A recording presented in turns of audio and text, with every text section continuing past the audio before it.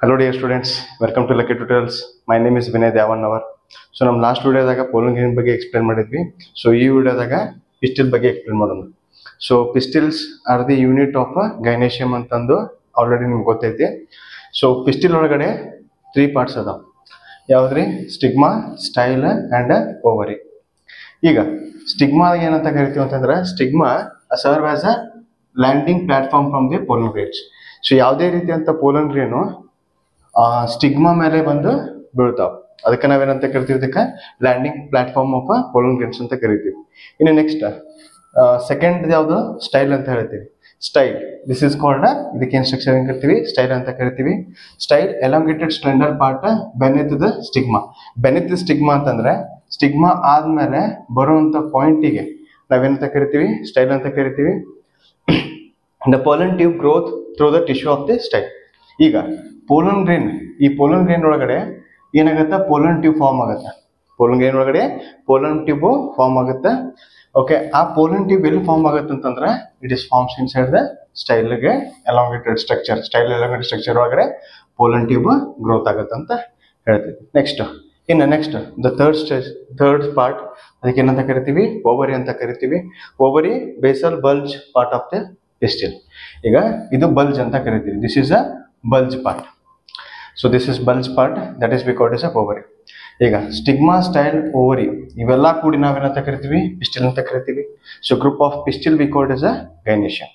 Next ಇದ್ರೊಳಗಡೆ ovary ಒಳಗಡೆ hollow structures. Okay, hollow structures one or several chambers are called ovarian cavity. ಅದಕ್ಕೆ ಏನಂತ ಕರಿತೀವಿ?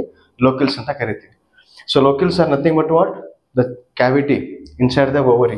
ಅದಕ್ಕೆ ಏನಂತ ಕರಿತೀವಿ? ಲೋಕಿಲ್ಸ್ ಅಂತ ಕರಿತೀವಿ. ನೀವು ಆಲ್ರೆಡಿ ನೀವು ಪ್ರಾಕ್ಟಿಕಲ್ ಎಕ್ಸಾಮ್ನ ನೋಡಿರ್ಬೋದು.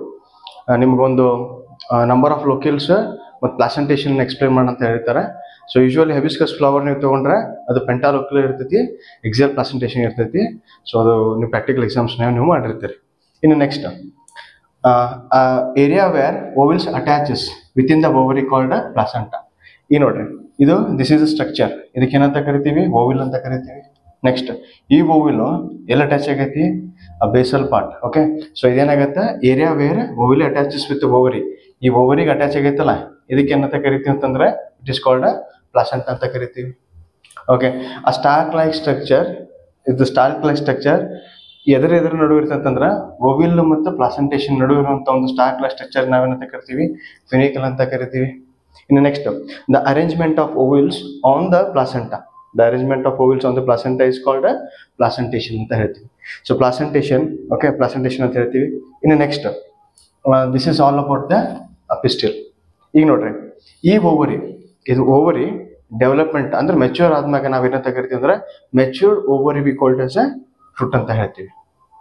ನೆಕ್ಸ್ಟ್ ಈ ಓವರಿ ಒಳಗಡೆ ಒಂದೇ ಸೀಡ್ ಇದ್ದಂತ ಎಕ್ಸಾಂಪಲ್ಸ್ ಯಾವ ಅಂತಂದ್ರೆ ovary may be contain only one ovules. ಅವು ಯಾವಂತಂದ್ರೆ wheat, paddy, mango, they are the example for ovary consist of only one ovule. ಅದೇ ರೀತಿ ಓವರಿ, ಓಕೆ, ಮೆನಿ ಓವಿಲ್ಸ್, ಜಾಸ್ತಿ ಓವಿಲ್ ಕನ್ಸಿಸ್ಟ್ ಇತ್ತಂತಂದ್ರೆ ಅವಕ್ಕೆ ಎಕ್ಸಾಂಪಲ್ ಯಾವ ಅಂತಂದ್ರೆ ಪಪ್ಪಾಯ, ಆರ್ಕಿಡ್ ಮತ್ತು ವಾಟರ್ ಮೆಲನ್. Thank you.